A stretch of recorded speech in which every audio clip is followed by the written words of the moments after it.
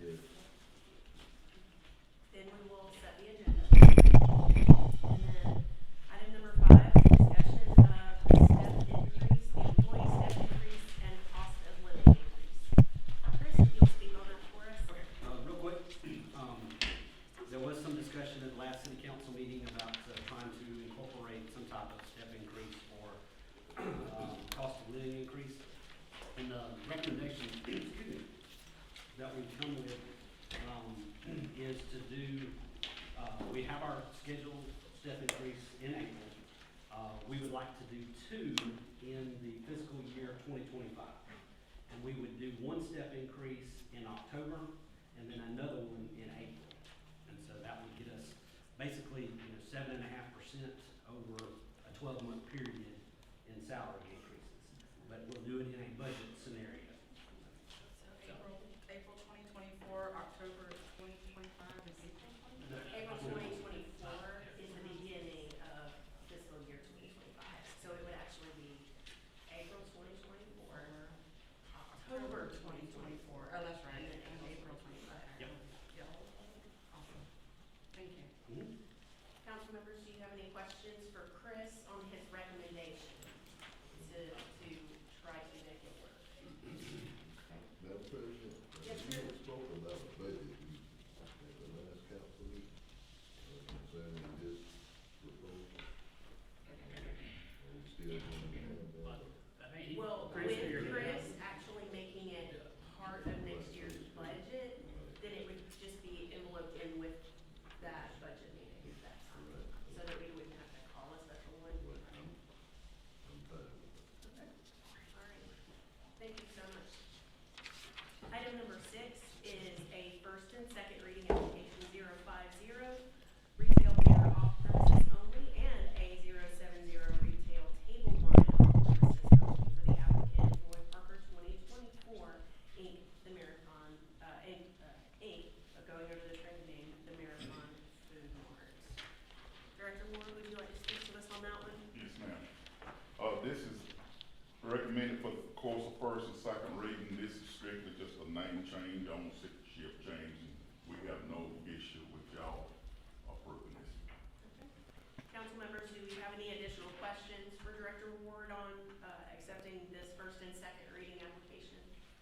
Thank you, Director Ward. Item number 7 is a request for consideration of the revocation of a suspension of a business license.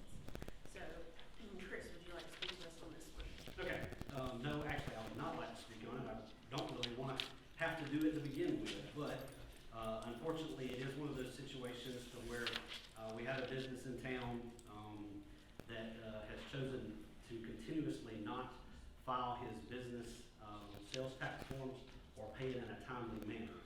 And I have provided the information. You can tell right now in the first slide that he has not paid or filed the forms for June, July, August, September, October, November, and now December. And so those are outstanding. You can tell by the next slides where we have taken him to court 5 times. He currently has a current outstanding citation for failure to pay taxes right now. And so it does me, as the CFO, no good to shut a business down, but it does even worse when we have a business that's not going to do what every other business in town is required to do. Thank you. Council members, do you have any additional questions for Chris in consideration of this request for the revocation of the business license, or for the suspension of the business license?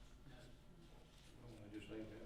Yeah, I hate to have to do it, but And in the process, I've attached the procedure that we would have to go through in order to,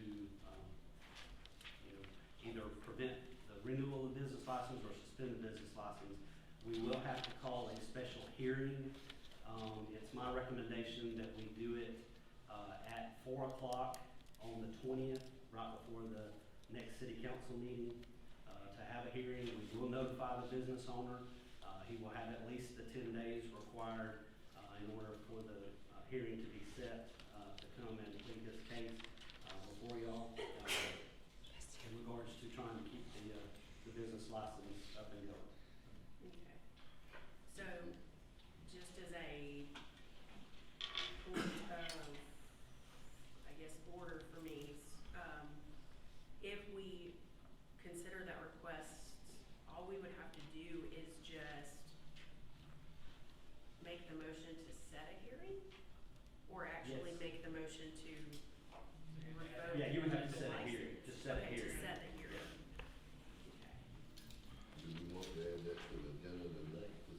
Well, would that be, to It's me, on that the would, agenda. that would be that would be number 7. That would be the actual wording of number 7 instead of it just saying request for consideration. It would actually have to change into whoever makes the motion that we set a hearing. Consideration of the suspension of the business license. And then council members, do any of you have a problem with if at the time 4 p.m. on the 20th? It's about the best we could come up with as far as the time that's How long- not how too long is that- inconvenient How for long is everybody. that gonna take? It shouldn't take very long, should it? Well, it's a hearing, you never know. If you dealt with him, you might know. Was he made aware that we had this on the agenda? And was not, it was not a requirement.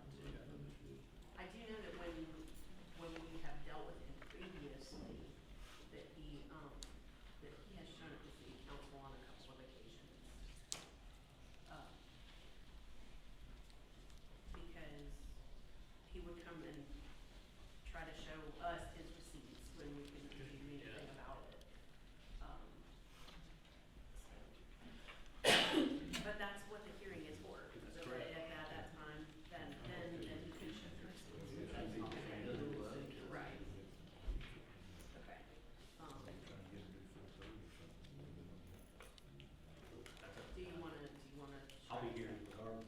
I know. It's true, you'll be here. I'm just trying to hit Do you me. want to do it at 4:30, that way we can just go on into the council meeting? That would work for me. That'd work for That me. would work for you.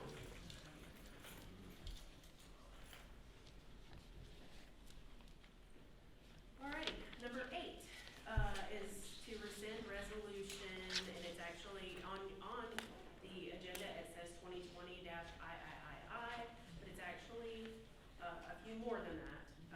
The establishing of a downtown entertainment district. So, Mark, if you'd like to speak on that, because 8 and 9 are kind of interlinked with each other. Yes, I'll go ahead and talk about that. What we're doing is, we're wanting to rescind the current resolution, do a new one, and it's to take in the farmer's market and continue to come down the road by Methodist Church Warehouse, down by Hagler, and back up downtown.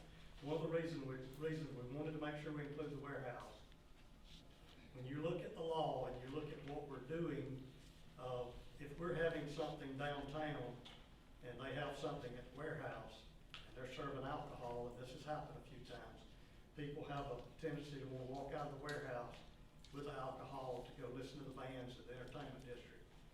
We're actually walking through a part that's not considered entertainment district. So this kind of puts that all into one chunk of property. My only question about that, Mayor, is, E also includes Jameson's, so Well, doesn't that mean it extends a little bit further than? they're the ones that's applying for the license at the farmer's market, and that's the reason we listed it. Gotcha. Okay. And if they don't do it for some reason, then someone else will get a chance to do it, but. Okay. That was my only question about that. Okay. And then, The resolution that we are rescinding is actually 2021-D as the dog. instead of 2020, it's actually 21-D. That is the latest one.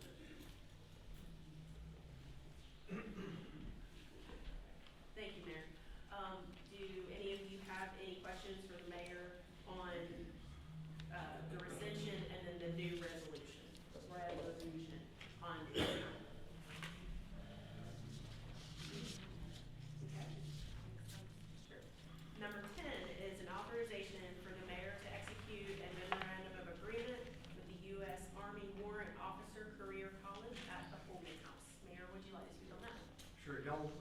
back several months ago, they asked us about housing some stored items that were one-officer items. They were stored on Fort Rucker, they wanted to place it someplace in Ozark, and we agreed to let them do it in the holding house. Well, they have done that, and now they're asking that we sign this agreement. They didn't mention it in the beginning, but of course, you know, it's understandable that they want to do that, so that's all they do. Okay. Council members, does anyone have any additional questions for the mayor on that one? Is this the museum that they're establishing upstairs? Museum? Yes. This the And museum?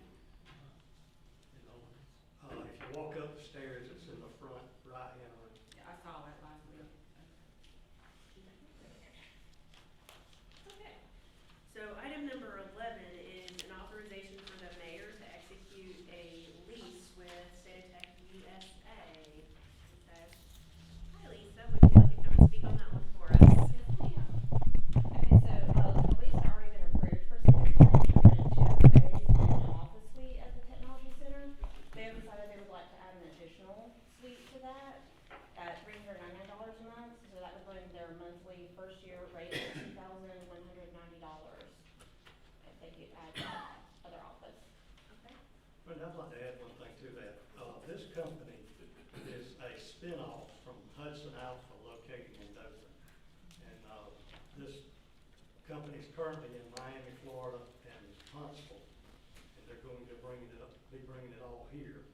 And, they have big hopes. They're, you know, all this DNA stuff they're working with. One of their products, they're taking chicken feathers and their products, and they're making fertilizer. And one, they're taking human hair and their products, and they're making something that keeps animals away from plants.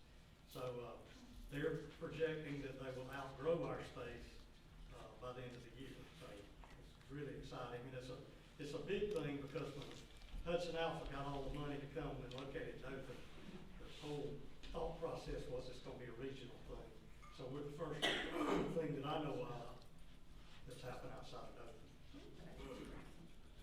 Just as a point of curiosity, do we have any sort of facilities that we still have under us that they could grow and expand into?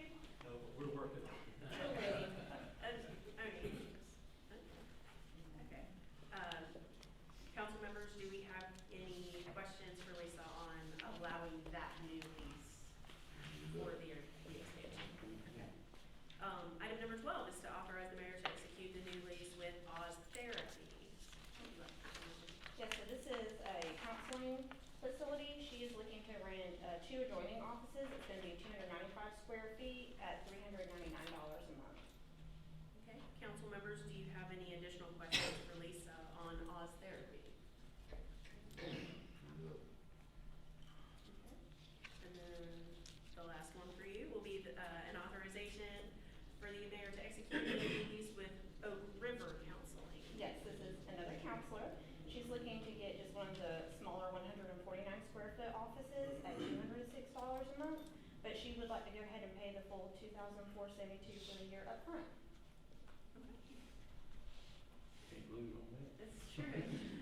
Council members, do you have any additional questions for Lisa on Oak River Counseling? Definitely need counseling. Thank you so much. Made a lot of Tracy. kids. There's a lot. Just as a matter of reference, this will get the tech center 100%. That's been a long time since that's happened.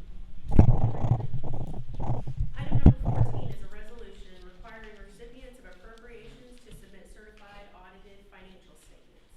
So, Councilwoman Harlow, would you like to speak on that? Yes, I had brought this up last meeting, under the trust but verify that I had talked about, and I'm just gonna read what I had wrote the council members in an email, and said, it is important in maintaining our fiscal responsibility of spending taxpayer dollars to verify the accuracy of financial statements of the organizations we have budgeted appropriations. This measure is also necessary to meet requirements for grants, while also assessing accuracy of the reporting and looking for misstatements or irregularities that could indicate fraud or other issues.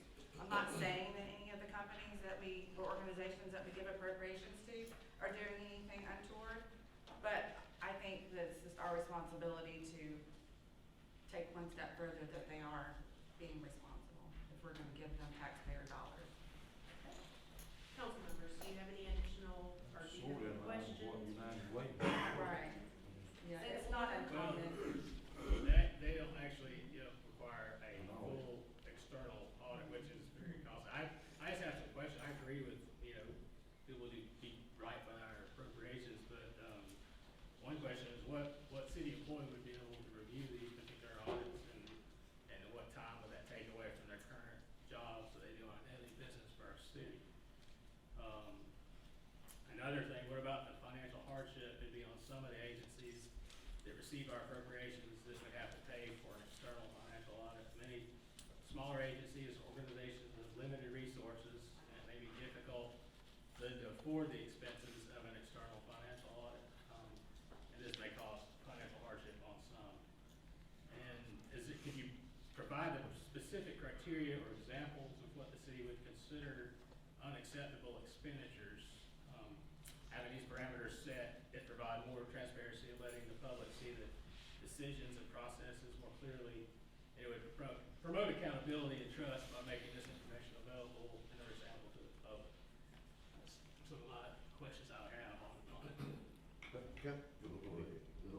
Councilwoman Harlow, just for the sake of everyone knowing, can you call out all the organizations we give appropriations to and the amount?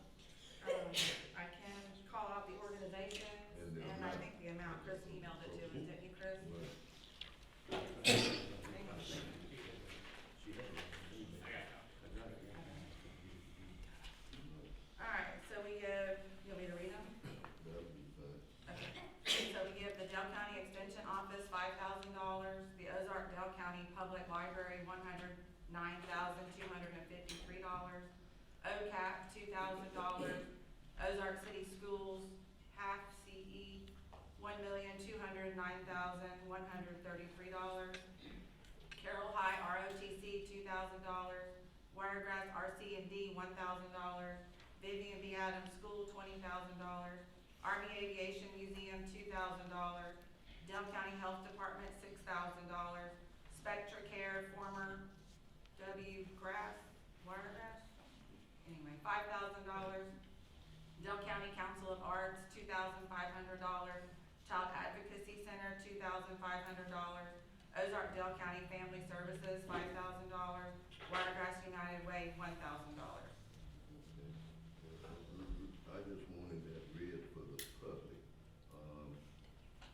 I, like some others, don't feel that it would be necessary. There are about 7 organizations that receive over 5,000 or more.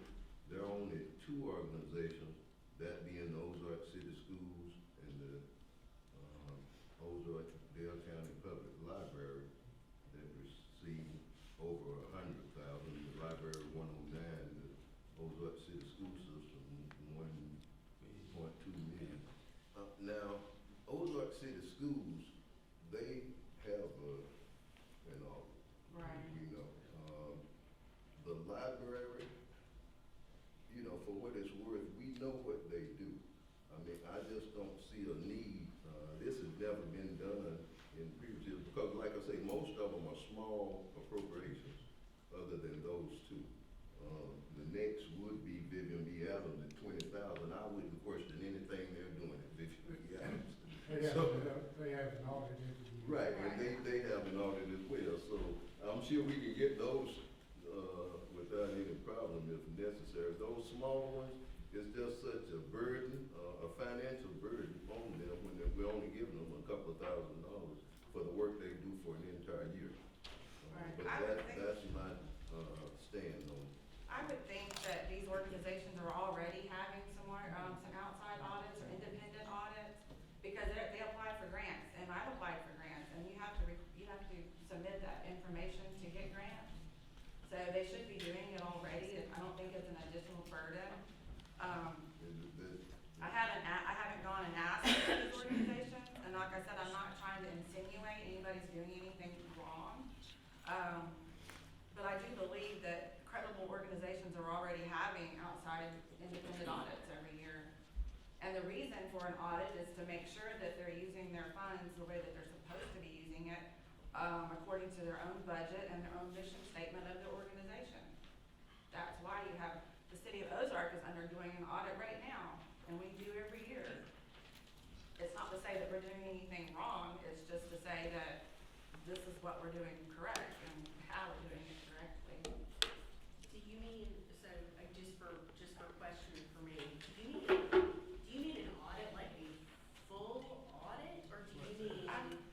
Well, it where- says, I'm thinking like a, It's certified. Because whenever, yeah. like when it's- I have a 501c3, so when I have my financial records audited, I give them to my CPA. Okay, but And that's not an he audit. verifies my information, so it's verified information? It's just, you mean your CPA actually just does your books? No, I do my books and he verifies my information. Okay, and then they. Because he's an It outside could be a person. compilation of our Right, service. because they're an outside person, so maybe I don't have the wording, I may not have the wording correctly, I did ask Chris for the correct wording, and that is what he gave me. But maybe if I'm not communicating properly, I don't mean like audit, like you're. No, I mean, I get it. Yeah, I don't. I think My that's- thinking is that, like what I do, for, just as an example, I do my bookkeeping every year, and then I have to give it to my CPA. And so he's my outside person, he's totally independent of what I do, so he double checks me for my board of directors, to know that what we're doing is accurate. And I do the same thing for. Right, for Dale County. Yeah, for Yeah. that, but that's not the same as an audit. So what would the wording So need to be? Let me, yes, sir. we couldn't reword this to say that these organizations that receive that money come in here and present their case, tell us what they're spending the money on, what they're spending the money for, and how they're gonna use it. I mean, somebody getting $2,000 that's got to use an audit. If they have to pay $2,000 for the audit, they lost their money. Well, yeah, I You mean, know, I think that's I'm just the word saying, audit. we know the bill Is the was got so off. then the word isn't correct, then what word would you say? I'm just saying that could be Financial something report, different, you know, financial report. than an audit. Like outside, I'm looking for somebody outside the organization to do it, not their bookkeeper. Madam President, That's an audit.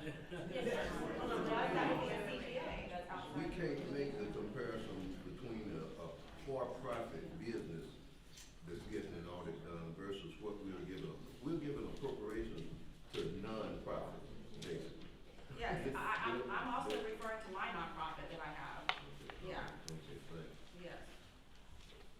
Let me add this. Do we just want to table I hadn't it? really thought about it until Stanley just No, said. they're just asking I questions. just want to. Southeast Gas, which I'm on the board of, gives to both, they give to all the school systems in the Wiregrass. It's based on gas sales every year. But they let each board member approve what those funds are used for. So I got it a couple of days ago, but Dale County out in City of Ozark, they get a letter saying if you want to get X number of dollars, contact the mayor of the City of Ozark and get him to approve what you're gonna spend it on. So Ben, Rivas, they just, I email or call or whatever, say, hey, I want to spend this money on. So that way, if somebody questions where that money went, they have an accountability on it. I guess that's what I'm trying to say is some sort of accountability. Not necessarily a full-on audit, but for somebody outside to look at the bookkeeper. But if Is it's, somebody doing it? but if it's not an audit, it wouldn't hold muster, though. It's just a report. But it wouldn't say, it wouldn't give you the, where it goes if they're doing something wrong. It would just say, this is a report that we can follow with the numbers. Right. That's the only thing, but whereas an actual forensic audit will, I'm it'll not say, talking, yeah, I don't Yeah. think that would be, yeah, I agree, a forensic audit would be too costly for some of these.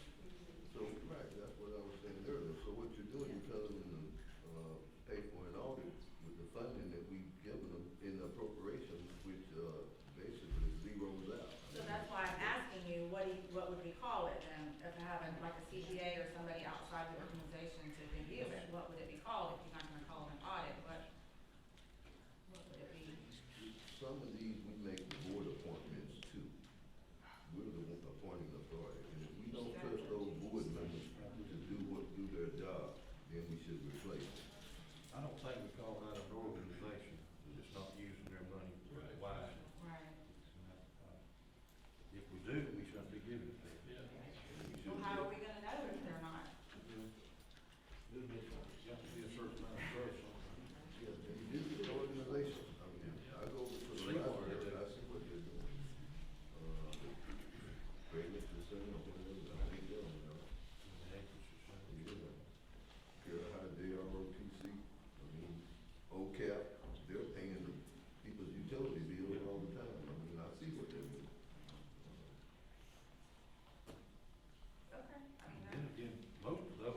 getting all this, I don't know, without that. Some of them are definitely, I mean. Yeah. And some of the small ones may be getting. The family service center, I mean, I see what they're doing. Matter of fact, Okay, so the I give them a question is- contribution each year. And so, Okay, so the question is, do we want to reword, or do we want to table, or do we want to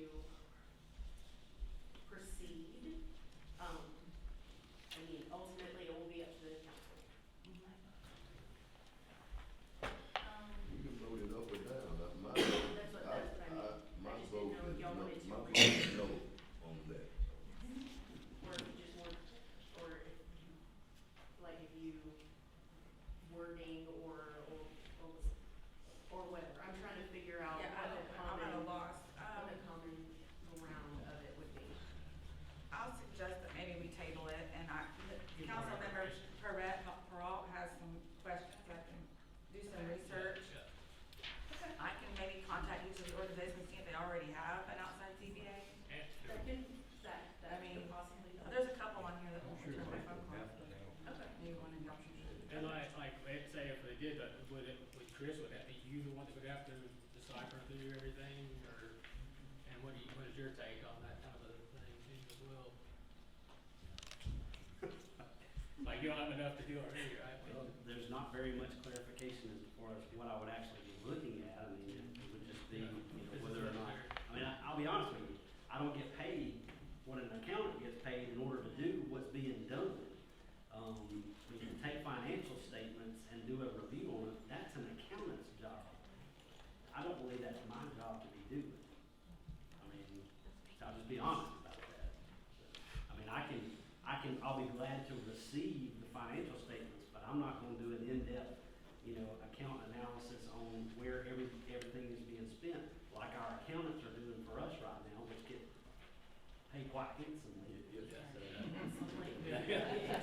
But they do a great job, Yeah. but they're certified to do that. Right. I'm not certified to do that. That's what I'm saying, if you say certified on his case, that's gonna come. All right, well then I'll ask that we table it, and I'll just think of another solution. Item number 15 is a resolution of adopting the rules of procedure for council business. So, Councilwoman Carla, would you like to speak on that? I'm in the hot seat again. Okay. So, Chris had emailed us the original, proposed change to our, that we just discussed in depth a few meetings ago. And there was a lot of misunderstanding that was going on. So I would like to I'm going to read section 11, where I think it'll answer your questions, because we're not silencing the citizenship from being able to talk. And so if you bear with me for a moment, I'm going to read some sentences here. Section 11, public address to the council. Any individual or group who wishes to address the council shall make a written request to be on the agenda to the city clerk. The request must state the nature of the specific comment, question, or concern that will be addressed. The request must be made no later than 12 noon on the Thursday prior to the council meeting. With unanimous consent of the council, a person whose name does not appear on the agenda may be permitted to address the council if the council deems the matter to be germane to a current issue and the delay in the permission request is excusable. A person may speak on any subject regarding the city or municipal government, but may not address the same issue more than once every 4 meetings. However, the council shall determine at a subsequent meeting whether it will hear the individual or group. Administrative matters or concerns must first be presented to the appropriate department director. If the matter or concern cannot be resolved through the department head, the same should then be addressed to the mayor. No person shall address the council without first being recognized by the president. Each person addressing the council shall step up to the place provided for use by the public and give his name and address for the record. Speak in an audible tone of voice, state the subject he wishes to discuss, state whom he is representing, if he represents an organization or other person, and shall limit his remarks to 4 minutes unless further time is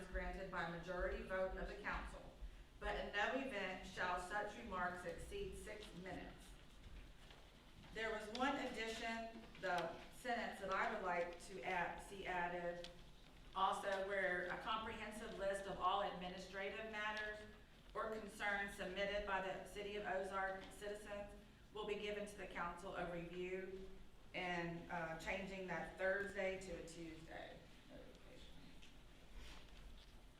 Okay. So with that, council members, do you have any additional questions for Councilwoman Harlow on this matter? You're talking about changing it to the Tuesday of the meeting, Well, Before. or the Tuesday before? of the week before. Yeah, so we have time. Time. They have time and we have time to investigate. So, Councilwoman, the comment you made lastly there is not on our. No, that's something that I would like to see added because it's not on there. That we receive a list of who's asked for Okay, what. since you would like that added, I would think that we would table it as well for right now, because he has not gotten it together, apparently, right? Am I right? What? I got it together. What do you mean? You said that you don't have that comment you made lastly added. To on the official document? Right. Well, we have to vote to have it added. My thoughts about it is, in item number 11, it makes a comment there that it had to be with unanimous consent of the council. So if one council member does not agree, then it's not on board. I What? can't imagine. No, that's not correct at all. The extension of time from the 4-minute, authority to a 6-minute authority has to come from unanimous consent of the council. The person who makes an application to speak, who speaks at the assigned time, and has 4 minutes to make their speech, or make their plea, whatever it is. If the council feels that additional time is needed, then you vote to extend that time. But the unanimous consent does not mean that you're granting a person the right to appear. The right to appear is absolute when you file the application.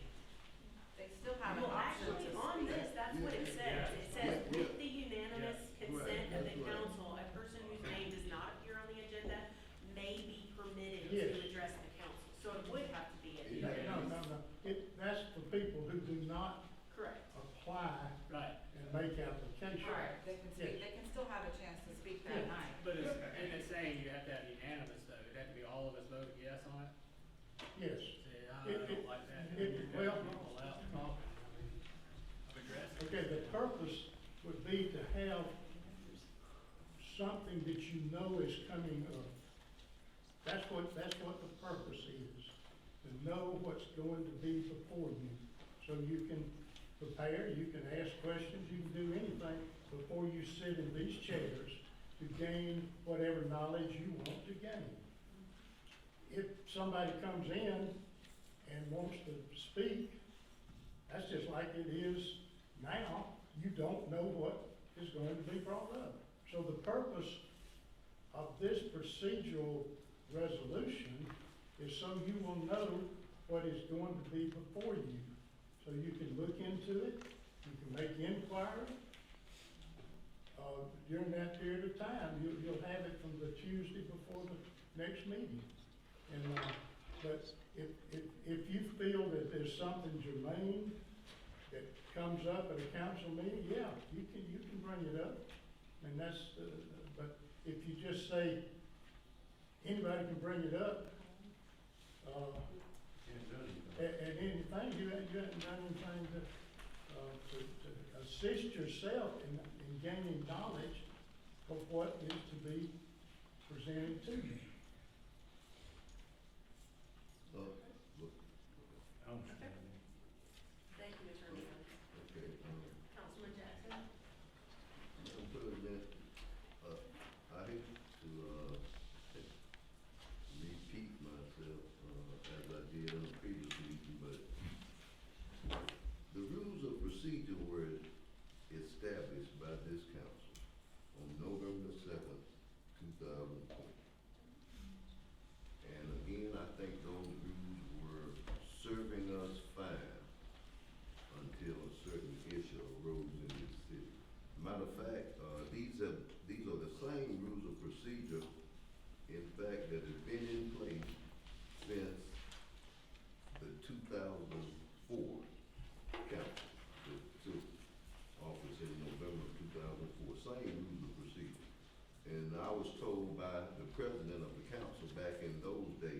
that the reason why they enacted these rules of procedure was to give the citizens input during council meetings. That is exactly what I was told. I don't see a need for the rules to be changed. Actually, that is one reason why I put my cell number on the city's website, so that any citizen can call me or contact me if they have any, need or concern about city government, because we are supposed to be public servants. And that's right, we're here to serve the citizens of Ozark. And they should have it's their right to come in here and speak on any agenda item that we discuss, as well as any non-agenda item. If we're not prepared, by the same token as what was said regarding, the 6 minutes or whatever for me, if we need to address it further and we don't have the specifics at that day and time, then we can, take it to the next council meeting, tell them that we'll address it at the next council meeting. And I don't think there's any problem with that. It's the same thing, just let them know that we're not prepared at this particular council meeting, and we will have you announce it at the subsequent council meeting. Thank you, Councilman Jackson. Council members, either of the other two, do you have any additional questions or comments for Councilwoman Harlow? Yeah, on- the fact, I do like the fact that you sign up ahead of time, week in advance with what issues you have, because then it can be taken care of, but I think that's a good idea, but I still think that if they need to talk to us during a council meeting, they should have the right to talk to us during a council meeting. I mean, I just wouldn't wanna squash somebody's voice, you know. You're not squashing it, Liz. Well, if you're not letting them talk, you Well, are. that's not- you're doing, that's you might as exactly well what- not do this if you don't want to do that, till you back up to the same thing. But that's not what this says. This doesn't say that we're squashing them. And I brought every council meeting, because I take copious notes in the last 3 years. And there's probably been, I think I stopped at like 5 times that somebody has come forward with a concern and we said, okay, so-and-so handle it, but we don't know if it ever got handled or not. My cell phone and email and personal information is on the website as well. And people do contact me about stuff. Only after, you know, I'm not sure, just like, I'm just with the hot dog part, if we had had that information ahead of time, we could have handled it right then and there. That gentleman, if he's not in here, are you in here tonight? With the hot, have you been, we have the information that we could present to you now. If we had known you were gonna be here, we could tell you, give you an answer to your hot dog question for the licensing. But we didn't know you were gonna, for the food truck, yeah, food truck question. We've already been presented with, you wanna call it an answer? Exactly, that's my point. We're here tonight to get some explanations and some clarity on this, Right, okay. so that's why we are Thank here you. tonight. Yes, thank you. Thank But that's just my point, is that we could have been prepared the first time you came, and you wouldn't have to come back. But no, that just, if you read this clearly, it does not squash anybody's right to listen, to speak to the council. So now that all the council members have had a chance to speak or ask questions on it, Councilman Interior, do you have any? Well, I understand that this is the procedure that most cities and counties around us have. You have to present it ahead of time to talk. The Dale County Commission does it. Well, I know the county does, but the cities do too. So, As long as nobody's denied the chance to talk, even that way, I'm fine with that. If you fill out a form, you need to be able to be at that next council meeting to talk about what it is. I mean, so Do you wanna I change don't this want- from unanimous to majority? I would just, I'm just saying, if somebody fills out a form to address the council, there shouldn't be anybody sliding one thing off over here, it's fixed, they still need to be able to, if they, say if it's not fixed on their part, they need to be able to come and talk about it, so. Absolutely. So You have to have that, time that's, limit.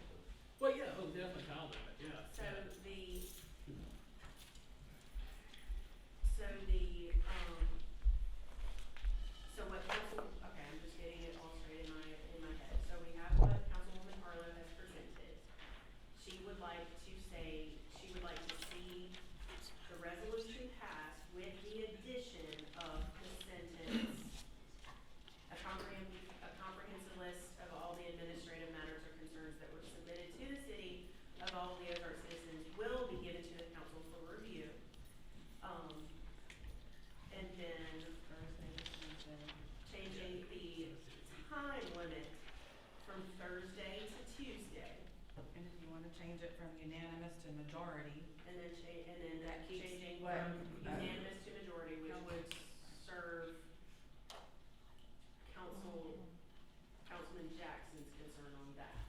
Well, If that is what, I understand, you, I mean, given everything you said, you would probably still vote no regardless because of your stance on it, but I'm just, Councilwoman Harlow has said that she had no problem changing the wording. So that's, I just wanted to make sure, whatever she is going to present, I wanted it to be accurate for, I guess, concerns. if it's more agreeable, but there's nobody's voice to be squashed. That's what I'm saying, if you do it that way, where they fill it out by Tuesday, we can work on whatever issue that is, taking care of it, or give it a reason why it can't be taken care of. But, and let the people still be able to come and talk, because they filled the form out. That's all, I mean, that's very fair, very fair. And it helps us fix the problem ahead of time, or answer it. Councilman Jackson? Madam President, the reason why we are here discussing this at all tonight, because considering we took office in November of 20, here we are at February the 6th of 2024, and we're talking about changing our council meeting procedure. And the only reason is because someone came to this council, before this council, or perhaps to the mayor, and said something that one of us didn't like. Well, that's gonna go on still. It doesn't matter whether it's local, state, or federal government. People are going to chastise their elected officials. They're gonna say some good things about their elected officials, but just because someone does not like what one of us do, we're gonna change the procedures. And it is a form of trying to silence them. And I do not want to suppress no one's freedom of speech, nor do I want to suppress the freedom of the press, because it's not in keeping with what the founding fathers, granted us with the Constitution. I want to be transparent to the citizens. I want to be available to the citizens. Well, and for- that's the lovely Right. thing of Right. representative government. Right, that's right. Is that, That's where we vote. that's That's the right. reason that we vote. It will Right. get presented and then we get, then it will vote. We will vote on it. Okay. Okay, I just wanted to make sure everyone had a chance to speak Understood. and that So Councilwoman can you Harlow change it to was- that particular thing, to where if they fill out a form, whatever, to speak about, or issues, that if we can handle it between that Tuesday and the next Tuesday, and we can present what our findings from that are, and that way they can be here, and to be able to hear what the findings were to it, and if they wanna say, respond anything back to us, they can respond something back to us. I just don't want anybody not able to do that, and that's my thing. Well, that's Yeah, I think it'd be- that's it'd be perfect ultimately that a way. question for Councilwoman Harlow. Yeah, because yeah, this will be yeah, her resolution to Right. present. right. So, I guess just for clarity for me, so Councilman Pearl, so would the list that she is proposing, a comprehensive list of all the administrative matters that have been submitted, so the request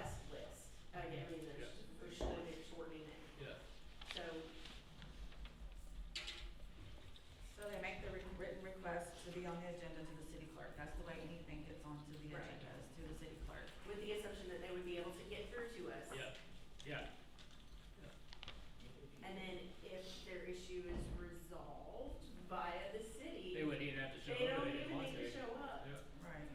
I mean, but what if they want to still show up? Is that what you're still That's what I'm proposing? If saying, they- yeah. Even if it's fixed? Yeah. If they want to, I think they got the right to. I'm just, like I said, I'm just asking for clarity. One thing I want to forget is we do have the action request forms, and we get those things throughout the city, and we send that to the proper department head to address it. Need to also not be confused with administrative matters, which are very routine.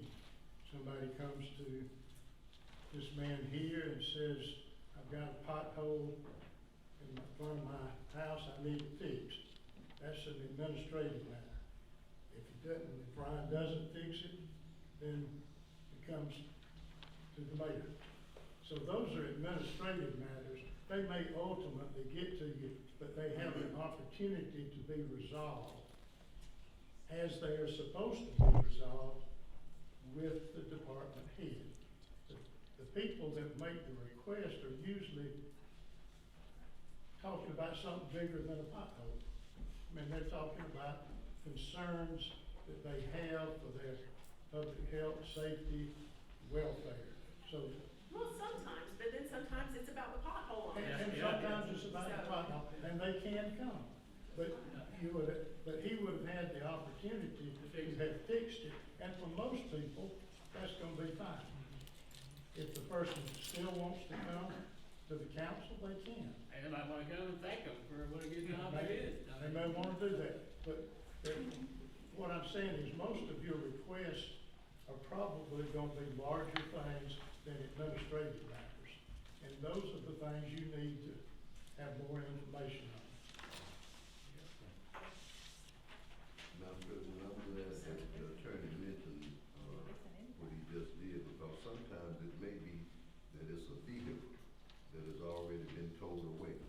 But yet still, after the vehicle is towed, the individual will need to get a written form, written form into the city clerk by 12 o'clock noon on the following Thursday. Tuesday, or Tuesday. But still, I mean, doing all this time, the car is already impounded. Or it may even be a property that's up for being demolished. And a lot of times, the citizens are saying they never even received a letter citing them for this problem. They can So, still come to the yeah, city council and discuss it though. Well, if the house is So torn, if the- if yeah, the house so is that- torn down, by the time they come to the council, or the car is towed off, Well, it's not a secret, the addresses are not secret, they're out there in the public. They're published. Okay. And then I don't wanna go round and round and Laboring round the about it. issue. Okay. So, are there any final comments on that particular topic? Okay. Item number 16 is an adjournment. So, with that, I will go to final comments from the mayor. All right, I got several things. I'm sure y'all seen the 231 car wash, project has started along with the USDA building. Looks very good.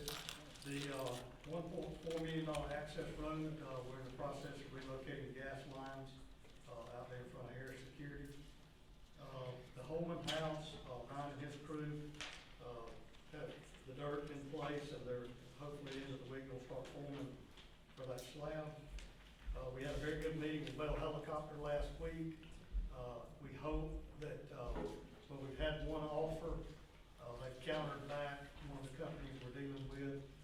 We're hoping maybe this week that we'll have something resolved on that, and hopefully be able to have an announcement soon. One thing that we have been working on that I wanted y'all to know about is one of our biggest issues we have in this city and a lot of other cities is our lack of communicating to our folks coming out of high school on what jobs are available. And we're mainly concerned within the city of Ozark. So we have created, it's at the printers now, printing a trifold whole pamphlet that outlines the jobs we have, the benefits, where they can understand it, and every job, and we're trying to show them that they can leave high school one day, start a job making $30-some-odd thousand a year the next day. We'll do all the training with them, you know, we'll take care of them, and we're trying to show them, if you come here at 18, in 25 years, you can retire and start growing, and that kind of thing. So, when we get that back, we're going to try to go into these high schools, take some key folks in each of these classifications, and let them hopefully address these juniors and seniors to let them know, hey, you don't have to leave high school, not planning to go to college, and here's your job if you want it. So, we're excited about that. We think it's gonna be a big deal for us. The Andrews apartment development, they're ready to pull a slab on it. They have the plumbing in. The 231 Seafood Building is looking very good. They look like they're getting very close to getting that opened up. The sound in the Civic Center, I know that's a big item for all of y'all. We do have all the final numbers back. We didn't get them back in time to get them on this agenda, but there's some tweaking that we may want to do budget-wise. But Chris, Nazi, and I are working on that, and we'll present that to y'all next week. We got some new lights on the mural, on the military mural, and looks very good. If you have not seen or heard, this year is the 200th anniversary of Dale County. There's a committee, Heather and I are kind of tag teaming that committee from the city. But what we decided to do, rather than trying to have one large event for that 200th anniversary, we're trying to highlight things that are already going on and build a portion of that anniversary into those events. And I'll give you this example. I've been a part of a group that does an annual hog cooking for 27 years in the Bertha community. So part of the 200th anniversary, that day or weekend that we do that, there will be a segment on the history of Dale County and the Bertha community, things that's happened within that community. And, we have the t-shirts and the banners and all that kind of stuff. But at the end of the year, what we're hoping to do is be able to publish that into some kind of booklet to where 50 years from now, somebody can look back and say, on the 200th anniversary, this is what happened to Dale County. And, we're trying to make sure there's events all over the county. Kind of like what they did with the bicentennial. Yeah. So, there's that, and I want to make sure y'all know that all of the boards that we have are published on our website. Heather Cohen worked extremely hard getting that on there, and it's going to be a chore keeping it up because it changes so often. And some of those boards are appointed by y'all, some of them's appointed by the mayor. So it's, you have to know that to know when you see one come up, you have to know who the appointing authority is. So, but I think that's all I have. Thank you, Mayor. Councilman Enfinger?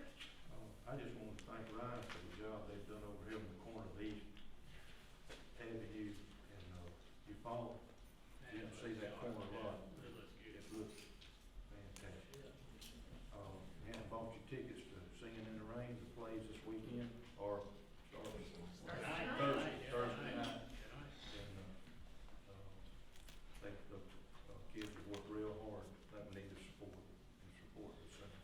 And you can see it raining inside of And Flowers. it rains inside, and the roof fixed, it's raining.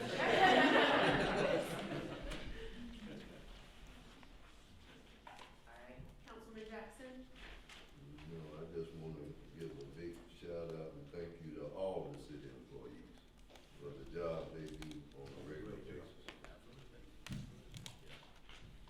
And also, Mayor, I was just gonna talk, with the form we've got for the seniors and stuff, our career tech, that we have at Carroll High School, is gonna play a major role in that type of stuff, and what they offer and the new programs they're putting in, it's gonna be excellent. Well, and let me add to that. Yeah. We did a tour of E-Corps one day last week, and we had to carry the school superintendent with us.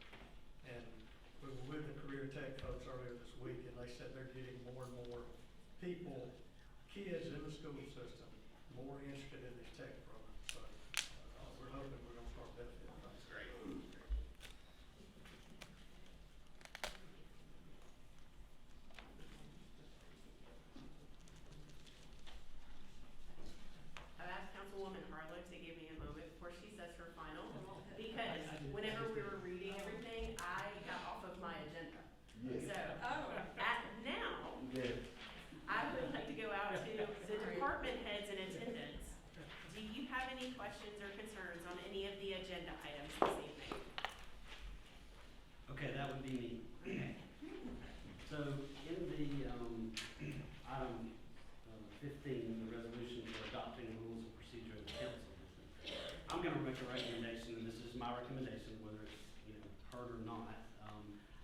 we need to postpone this and relook at it in its entirety, because we've got too many changes that need to be made. And I will go ahead and state that I'm not in favor of the list for our department heads. I think we're getting a little bit away from letting our department heads do what the department heads need to do, and that's address every issue that's brought to them. If they have an issue, they address it. If it's not, it goes to the mayor, and then, they can come to the city council or whatever. But having to do a list, it's almost like they're having to deal with it 3 times. They have to deal with it to begin with, then they have to sit down and do a write-up on it, and then they present it to the city council, and then the city council has, any questions in regards to it, it has to come back to them. And so they've dealt with it 3 times. The department heads are way too busy to have, much more activities added to them. So that's just my input on it. But like I said, I have lots of questions, like, Les is talking about, well, if anything's brought to the city clerk, it's gonna be, automatically presented to the city council. Well, in this resolution, it specifically states that the city clerk and the attorney have to get together and review whether or not that resolution, ordinance, or any discussion has to come before the city council.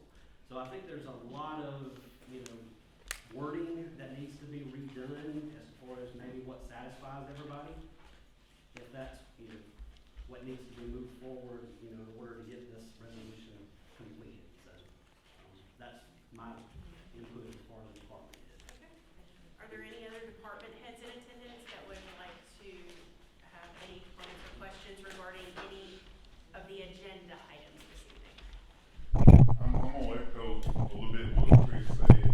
The only part that I got a problem with is the part where you want the department heads to do a list of all the stuff to come. I probably get 10, and I'm just gonna say police department, I probably get 10 issues a day, and not the county EMS and fire. And majority of the time, we fix the problem we deal with. If I'm correct, it's been 2 times that I was not able to satisfy the citizen. I think one of them is in here tonight. It is what it is, but most of the time, we can fix the problem. I'm just being honest with you personally, I don't need to add work. I just rather they come in here and they got an issue. I try to answer every call. When people call and leave for me to call, I will call them back. Now, the only time I don't call back, and I'll be very honest with you, people I've talked to 4 and 5 times, and we just don't get it settled, and I just quit calling, because I got a lot of stuff to deal with. So from my point, and I think a lot of the department heads feel the same way, we don't need that added burden, and we're gonna try to fix the problem if we can. Thank you, Director Ward. Are there any other department heads in attendance that have any comments or questions on any of the agenda items this evening? Okay. Is there anyone in attendance that have any comments or questions on agenda items? Yes, sir? Anyway, the last 2 items, I don't know, about resolution 14, but if something is not broken, why fix it? 14 people have been receiving money, and we haven't had any complaints about people misappropriating funds that they receive, so leave it alone. And this last one, 15, again, if our council, this council has been in effect now for 3 years, this particular council, some of you guys have been sitting on the council longer than that, but this particular council has been in effect for 3 years. And after 3 years, the council decides, by way of a vote, that they cannot conduct the business of the city without affecting or amending the rights of the citizens, then the whole council should resign. Let's get some more people up here. This has been going on like this for 20 years. We have no problem. That's all I gotta say. I'll get you back. Thank you. That was part of my announcement. Okay. Yes, ma'am? First of all, it's not on the agenda, but the mayor, I just want to address, I've been asking about putting the board members on the website for some time, so thank you so much for that, I really appreciate that. Now, the agenda items. On number 9, the resolution, I wanted to find out, would this include the North Court Square block? Because I believe right now it is not included in that. Just a moment. North Court Square block is included on it. And the next is, the resolution requiring the appropriations. You know, I'm involved in a lot of nonprofits, and a lot of them do have internal, review of their records. And, I do agree with Councilman, Infinger when he said that maybe the organization could come before the council when they are requesting the funds and just explain what those funds that they're requesting are gonna be used for. Because I don't think that it is the business and of the city to be able to look at a nonprofit's records to see what they're doing with all of their funds. When you're giving them money, your concern should only be with the funds that the city is giving them. So why would you wanna look at all of their books? You might wanna have some statement about accountability of the funds that they're receiving from the city. So you might wanna just know that and not their books, because it would be a burden on small nonprofits to do an external audit, or sometimes even have an external review. And the last thing would be number 15, regarding the council changing the rules of procedure. I just have some questions, and one would be, who would determine if the request is granted? When someone makes a request to present to the council, who would determine yes or no, if that request is gonna be made? Or if everybody that sends a request in, you're gonna allow them to be able to speak or not? That would be some concerns. And also, what if an issue comes up with a citizen that's after the Tuesday required date? So then that issue cannot be brought up, or you don't wanna hear that issue. I know you said you would allow people time to speak, but what if it's a pressing issue that comes up that they can't get on the agenda? So those are some concerns. And also, I do wanna state that, you know, people are saying you don't have time to actually review or study, and we all are in positions on our jobs or whatever we do. If someone asks us a question about something, if we don't know the answer, it is simple to say, I don't know the answer right now. I'll be glad to get back with you so we can table your question. So nobody's ever blindsided when somebody presents something to you. You always have the opportunity. So if some citizen comes up and it's something that catches you off guard, just ask them if I can get you the information at a later date. Thank you. Thank you. Does anyone else in attendance have any comments or questions on any agenda items? Ma'am? Hi, Christina Faulkner. I'm speaking on behalf of the Ozark County Library as the board treasurer. We did speak with our accountant as far as an external audit. We have not had an audit done, and it would cost $10,000 for the first time to get an external audit done, and $6,000 every year thereafter. That is prohibitive. We do report to the Alabama Public Library Service as a requirement for our state funding. We have to report on what our local funding is. We have to report on our expenditures. We turn this report into the United Way also. I want to know if that is something that you would consider to be acceptable in showing how we spend our funds. Because I can tell you now how we spend our local funding, and just a brief overview. We pay our utilities, which is power, water, refuge, telephone, internet, building security, cleaning supplies, book supplies. We pay our accountant, who handles our payroll and all of our other checks. They cost, of course, per month for service for them, and the cost for our yearly $9.90, which can be found on ProPublic Club, which you can find any nonprofit organization on if you want to look them up and find out how they're spending their money. And our $9.41. We also pay for our programs, our spring break, our summer reading program, our Halloween party, Christmas party, recently our homeschool hangout, science squad, and our recent tailgate party that we had for the Iron Bowl history. This is used in combination with our state discretionary funds, our Health and Housing Foundation funding, and our county funding.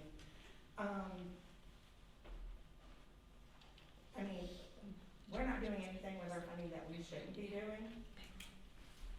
Energy Mixon has overseen our funding for the past, how many years has she been on our board? Forever. Yes. So here's, I mean, and I guess this would just stand for a question on that. You have an accountant that does, you said that does your taxes and all that kind of stuff. Yes, So that's a separate person. So, but they don't do, they have not done an audit. okay, and that's whenever Councilwoman Carla was talking about just word. Said the terminology. Wording, maybe, right? terminology, Mhm. but in your, I mean, and I don't wanna speak for Councilwoman Carla, in your particular instance, you have a separate accountant that takes your books and looks at them and does your 990s, and so it's not you, Christina Faulkner, the bookkeeper, doing all of that. No, but You're I'll the be only happy person to who sees provide them. you with So- our 990. And well, as a point of note, we do get a copy of your budget every year when we do Yes. the budgeting. So I'm then- not so questioning then the that's- library. So then Right, you You know, guys, don't take it in personally. her, yeah, in her. Right, but what I'm saying is, okay, we get $109,000 a year from you, Yeah. okay? And most people would look at that and say $6,000 a year, that's not a big deal, that's not a big chunk of money out of $109,000, okay? But it is, when you look at what you're taking away from, you're taking away from the spring break program, you're taking away from a Well, summer that's reading not what program. we'd already But- discussed the terminology, it's Right. probably not accurate. Right, I understand, So it needs to be I labeling the understand. issue. But when you look at some of these other programs that don't have accountants overseeing, the band boosters or ROTC or somebody like that, that, you know, The that system has people. they have the school system, Yeah. obviously, but Yeah. if you have a smaller program that does not have an outside accountant, they simply have a bookkeeper inside. Okay, which a lot of startup nonprofits don't. And you're taking away from the program when you ask for things like that, for an external person. I So don't think. I just want you guys to take that into I consideration. don't disagree, but transparency and accountability is what everybody asks of That's- us, but we should ask the same. I thing don't to people that we give money to. disagree with the transparency and I think, accountability. yeah, and I don't think either of you are disagreeing. There's a misunderstanding. No, I think stating where they're spending their funding and showing you through documentation is not a problem. Right. But I think asking them to go out and spend money like that at the same time is an irresponsible way of spending our taxpayers' money when it's taken away from the program that they are providing All right, to our thank you. county. Yeah, we're with that, same thing. Thank you, Ms. Faulkner. Okay, is there anyone else in attendance who has, yes, ma'am?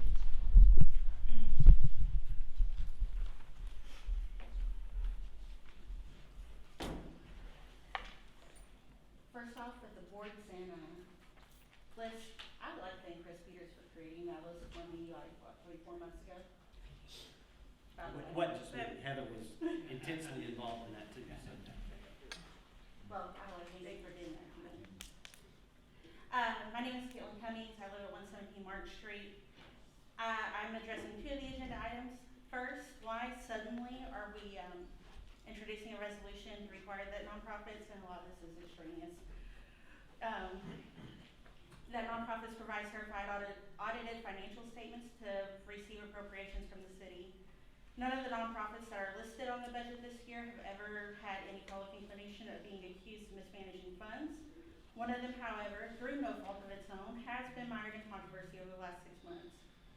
So what purpose is that resolution ultimately supposed to serve? Second, this local government is a representative government, and as a representative government, we, the people of the city, have a right to address this council without hindrance. When this resolution was first addressed, or was first introduced in November, the citizens vehemently opposed it. And it is still vehemently opposed. As our elected officials, you are accountable to your constituents, and as one of those constituents, I oppose this as I feel it's an effort to silence the citizens of the city. Also, Ms. Harlow, I was able to look at the city website, and I did not see your phone number on there. I only saw Mr. Taxes. Well, we'll have to be addressed, thank you. Okay, It should be on there. so, Ms. Cummings, I think now, I mean, so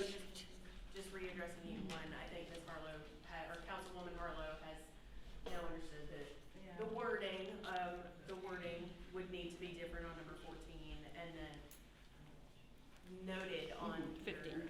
Objection number 15. All right, is there anyone else in attendance that has any, yes, sir? I think. Agenda items, still, please.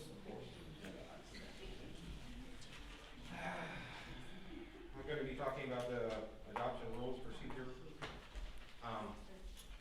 So, my name is Jason Barney, I live at 321 Highland, but I actually own a lot of properties in Ozark. Anyways, you guys stop me if you heard this one, but a guy walks into a bank, he robs the bank, the police shoot him. The punchline is, this happened yesterday in Ozark. Like, That's not an agenda item. I know, but that's what I'm saying, is I can come up here sometimes when given the proper procedure, and I can talk about But that's anything I not want an to. agenda item. So In if I that- wanna in that talk about case, I how I'm would have to concerned shut about you the down law. on that. No, I'm getting to it, I promise, I'm getting to it. Okay, all I'm saying is, I have permission to come up here and talk to you guys, like, that's what this is gonna take away if you guys vote on this. Like, I feel like I won't be able to come up here, and let me tell you, man, I've been coming here for about 4 or 5 months now, and, I've gotten some really good reception from some of you, and some of you have been, called me a terrorist, like, so, and the ones that are supporting this are the ones that called me a terrorist, and the ones that are not supporting this are the ones that welcome me. Like, they actually hear what I have to say. Also, I gotta go to the play, so I'm not gonna be able to stay for the vote. Thank you. My daughter's at the Thank game. you, sir.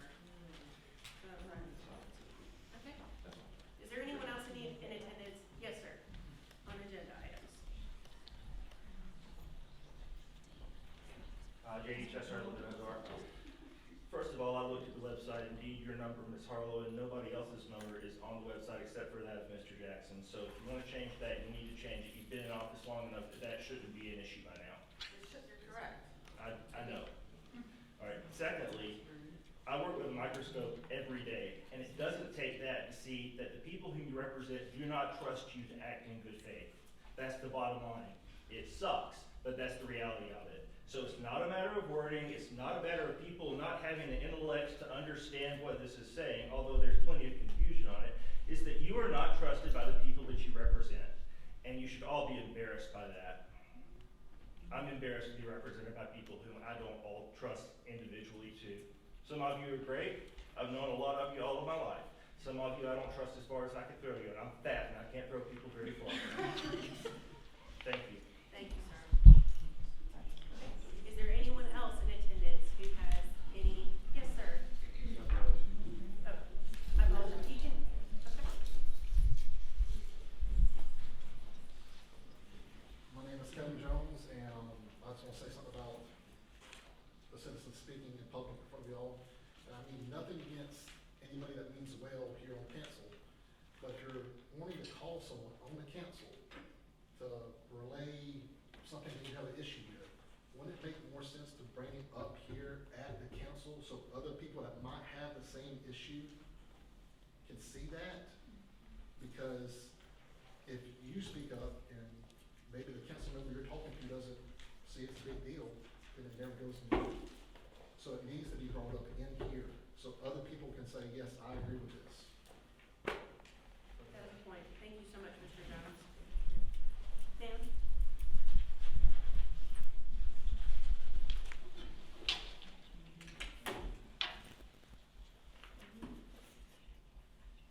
Councilman, Mayor.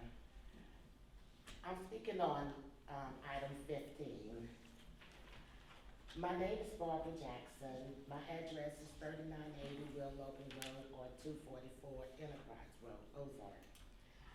I am requesting that you do not change the procedures for the city council business. I'm asking that the citizens of this city continue to benefit from this freedom of speech. The First Amendment states, Congress shall make no law abridging freedom of speech. Abridging in the First Amendment means restriction of speech. Abridge means to prevent. If you allow what you're asking to be done, you are preventing people from speaking to you, really. They can't talk to you. A people don't use the internet. A lot of people, they can come here. A lot of people don't write that well. They can't express themselves. So you're doing what the Constitution says should be. If you let us come here and speak, then our voices will be heard. And when we come here, there are 3 benefits from the freedom of speech. One is hear new ideas. We're just bringing our ideas to you. And while we're bringing it to you, we're letting everyone else here know what our problem. And like the gentleman just said, hey, you might kill two or three birds with one stone. The other one is to express your own opinion. I can't express my opinion sometimes through that email. A lot of people won't do it. So, how do I get what I feel over to you? The next one is to call concerns to new issues. Like you said, you brought up new issues. I don't agree with them. And I must tell the audience, and you too, you all know me from before. I was here on November the 6th, November 6th and 7th, 2023. I won't go into what happened, but if I didn't have the freedom and the right to come before you, some bad things might happen, worse than what happened. We got it resolved. We go to the department heads. I've called Chief Ward. We had good conversations. He, bam, if he didn't know, he said, let me find out.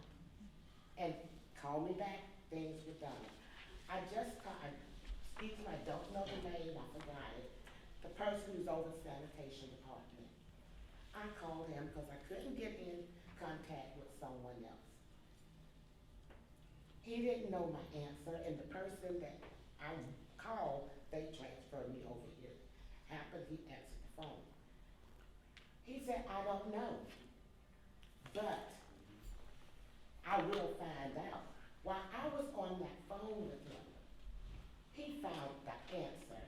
So I'm with you all. You got computers, everything else. If we come in here with something, you should be knowledgeable enough to read that handbook. I read it. So you should already know some of the things that people are bringing to you. Thank you, ma'am. All right. Do we have anyone else in attendance that has any comments or questions on any of the agenda items this evening? Okay. Is there anyone in attendance that has any comments or questions on any subject in particular? Yes, ma'am?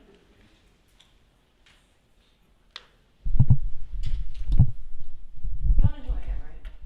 Well, you do have to state it. If you would state it for us, just for the record. Thank you. Okay. Is my timer going yet? Wonderful. Well, good evening. My name is Brittany Galland. I live at 3215 North Union Avenue, and I'm here today in my capacity as Vice President of the D.A. Smith PTO. I'm not here on any particular agenda item. Actually, I want to talk about something that hasn't been brought up in this room at all. Let's talk about shoes. We're thrilled over at the D.A. Smith PTO to have formed a partnership with Funds to Orgs for a special shoe drive fundraiser. The purpose of the shoe drive is unique and ambitious, yet absolutely achievable. We're wanting to collect new, used, and gently worn shoes of all types, sizes, ages, and genders. The shoes will be picked up and weighed by that partnering organization called Funds to Orgs. That's the number 2, Funds to Orgs. And for every pound collected, every pound weighed, for every pound, Funds to Orgs will graciously contribute 40 cents to the D.A. Smith PTO. Again, it's 40 cents is 40 cents. Our goal is 100 bags of shoes at 25 pair per bag. So that's 2,500 pairs of shoes. Our initial hope is that we'll reach that goal and the PTO will receive $1,000. You might be wondering what happens to the shoes. They are not going to just gather dust in storage, or they're not going to end up in a landfill. They're going to embark on a transformative journey to the developing nation of Haiti, where they'll receive a second chance at life. In these Haitian communities, the shoes are cleaned, repaired, and by families involved in micro enterprises, which is just a fancy word to say that they're gonna sell the shoes for a song for way, way, way, way less than what they initially cost. That's gonna generate income for those families and also while also providing much needed footwear to those who lack even a single pair. And it is a crucial note that in Haiti, for instance, children are prohibited from attending school if they don't have a pair of shoes. Therefore, by participating in our shoe drive, not only with this council and all department heads in attendance, as well as everybody in general, not only are you decluttering your closets, but you're also facilitating access to education and opportunities for countless individuals worldwide. The funds generated from the sale of these shoes are going to be poured directly back into DA Smith's Campus Enhancement Initiative. DA Smith Middle School, with its rich historical significance, stands as a testament to our community's heritage, yet the constraints of our budget hinder our ability to prioritize the beautification efforts necessary to uphold its grandeur. By enhancing our campus aesthetics and providing support for our administrative initiatives aimed at fostering student pride, we aim to combat absenteeism and cultivate a thriving educational environment, which is reflective. Would someone be willing to allot me their time? Anyone? Thank you. I apologize, this is lengthy, but I feel like it's a great palate cleanser. By enhancing our campus aesthetics and providing support for our administrative initiatives.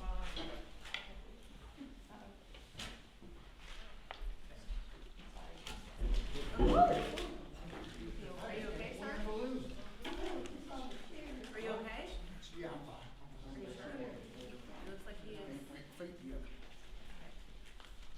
Thank you. Thank you, and I'm almost done. By enhancing our campus aesthetics, providing support in order to instill pride in our student bodies and hopefully combat absenteeism, and cultivate a thriving educational environment reflective of our school's esteemed legacy. That is all to say that every step taken in our shoe drive will contribute to the improvement and beautification of our beloved school grounds, benefiting all students and staff. I stand here today to extend a heartfelt invitation to each member of this council and all in attendance to join us in making this shoe drive a resounding success. I urge you to consider, instead of me sitting here asking you to clean out your wallet, please clean out your closets. Please, just clean out your closets. It's for an entirely worthy cause. Spread the word within our community about this impactful initiative, and together, I believe, truly one eagle, Ozark needs everyone, and we can all make a difference one step at a time. Thank you. Ms. Galvin, I have a question. Yeah. Oh, I apologize. I was like, one, how long are you doing it? Where can they be dropped off at and all that? Absolutely, I was thinking my timer was ticking. Well, we already are in partnership with several organizations within the city. There are drop boxes at, of course, the middle school. And if anyone in attendance has a child or grandchild who goes to DA Smith, each hallway has its own box. The students are competing against each other. Whatever grade raises the most shoes gets a day where they can wear their pajamas to school, which is, they love it, it's cost effective, and I mean, bragging rights. Middle school, it's important. The middle school, the front desk as well, I also have Dropbox collection boxes are located at the Ozark Dale County Library. The Dale County Salvation Army is also partnered with us. They have a shoe collection box in the front. Dale County Extension Office, so if you're ever there to pay your trash bill or attend a commission meeting, there's also one there. They're hosting a box for us in that for the environmental impact. These shoes are not going to go into a landfill, so they're hosting a box for us as well. And I think those are the main three. And the shoe drive initiative is going through March 14th. Yes. And I also want to look at a note. I also want to just bring it to y'all's attention for February 24th. From 10 a.m. to 1 p.m., DA Smith PTO will be hosting a shoe drive-through, where you can all come through, you can drop off your shoes, you can just pop your trunk. PTO volunteers will be there to collect the shoes and wish you on your merry way, so you can go on your way to that ball game, birthday party, whatever other event you may have planned for your Saturday. It is also my birthday that day, so please wish me a happy birthday and give me all of your shoes because it is for a worthy cause. The school needs it and Ozark needs everyone. Thank you. Anything else? Any other questions, comments, concerns? Does anyone want to just say how pretty I am today?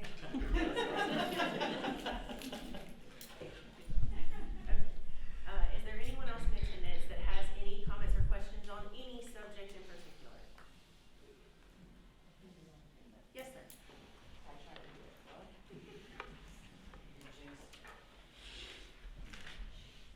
As I mentioned in a previous meeting here, my name is Chuck Whitman. Kira and I, we operate on the dog pound that sits across the street. Last time, I brought up the question why the business license was not comparable to surrounding areas. I'm sure y'all are aware with the answers that was given to us for that. Is there any way we can go over that real quick, because I need a little bit of clarity on some of this stuff, that I don't feel pertains to food trucks? I have a list here for y'all. I assume y'all seen this list.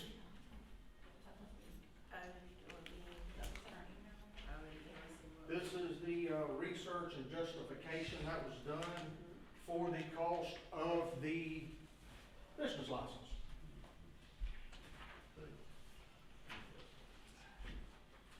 Now, this is based on an individual from years ago, what this states, for a food truck called Meat Candy. The man's name was John Godwin, who he was. Now, from my understanding, we've had 2 restaurants that complained about the Meat Candy. I reckon he was taking their business, is the best I can tell. When you own a food truck, you have to have permission to set up in a certain spot from the property owner. Whether he had permission to set up where he did or not, I don't know.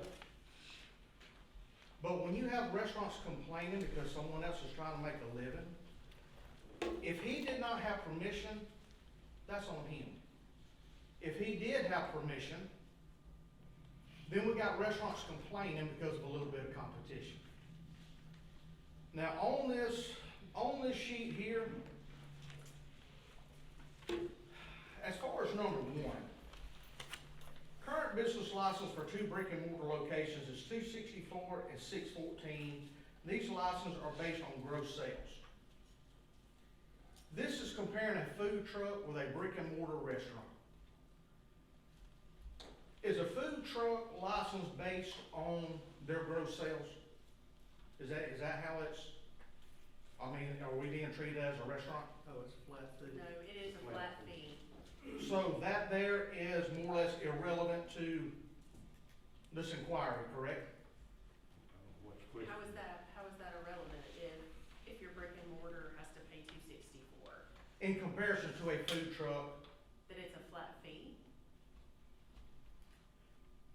when you go over this whole thing, these are the reasons why a food truck license is so expensive.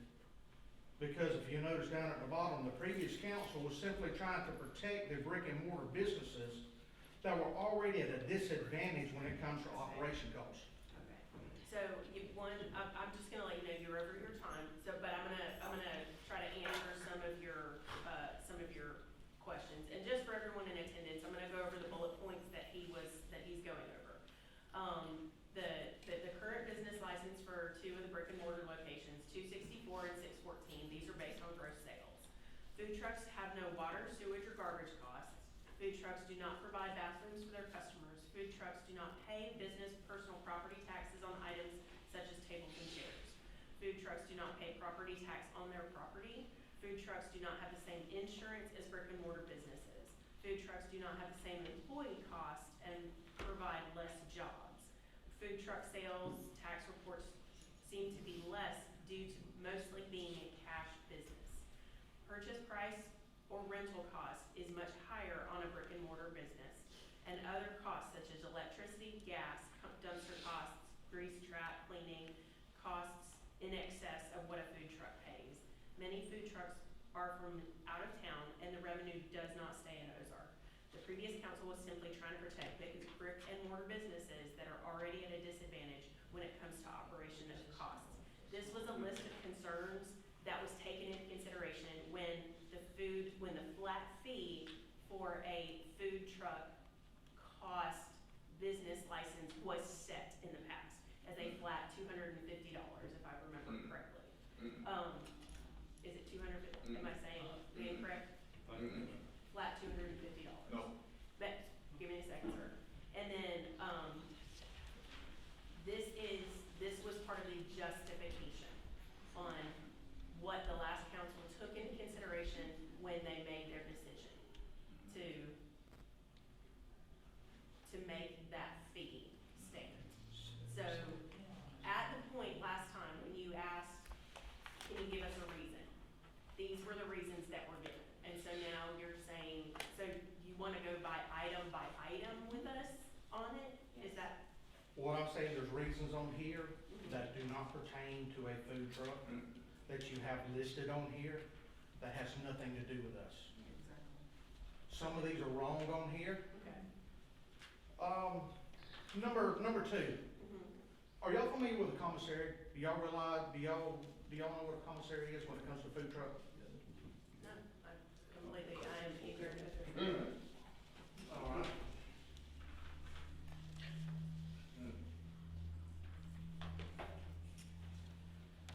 A commissary is a facility that provides enough space, dry, refrigeration, and freezer, which includes garbage, sewage, and water, to meet the needs of both mobile and stationary facilities. So when you say that we don't pay sewage or we don't pay water, that's what our commissary is for. That's what a commissary is. The meaning of that was you're not tied in paying the utilities. You're not having to pay Yeah, here at the location, yes. All right, at our now, location. when you rent a commissary, is that not included? Does that not get paid also? The more water they use, does their water bill not go up? I mean, you're charging us for something that is unjust. Just because we don't use certain amenities that other businesses use, you wanna punish us? But that's exactly what it is. It is an offset because you are not using the amenities provided by the city. You're not. So this offset is helping brick and mortar restaurants? How is that helping them? Because it stays right here, at the very bottom. Because our brick and mortar restaurants use our water and our garbage and all of that kind of stuff. The same restaurants that use that is not our commissaries. We are local. We shop local. We spend money local. Our money does not leave town. It stays here. Whether our commissary, whether our seating on here where it states that we don't pay for seating. I have a business license right here stating that I pay taxes for 11 to 20 people to sit down. So how is that being held against me? I should pay more because I don't require these amenities here? I should pay more to help the brick and mortars? A business is a business. If we want small business here in Ozark, they have to start somewhere and grow. Today it's a food truck. Tomorrow it may be a brick and mortar. But if you can't run a food truck here, why build a brick and mortar here? I have a question for you. All right. Is $250 a make or break for your business? That point's irrelevant. No, sir, it's not. Is it a make or break for your business? Would lowering the price a major break for the city? Would it make or break the city if you lowered it $100? I'm asking you. Money's an issue with everyone. I understand that. Undoubtedly, the city's got an issue if they want to charge the extra $100 versus Enterprise and Headland. Dothan is only $50.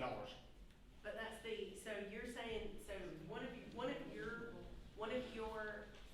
points is that you are here based in Ozark, that you are an Ozark food truck and your commissary is here and you're really an Ozark business. Which is fine. So that actually is a point for you. Wouldn't it make more sense for you to come up and say, I am a food truck, but my commissary is here. So the points for me personally, could we take that into consideration?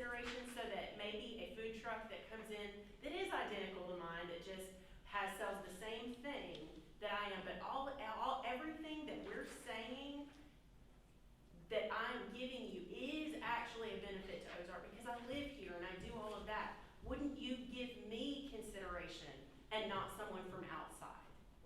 Why can't that be the argument?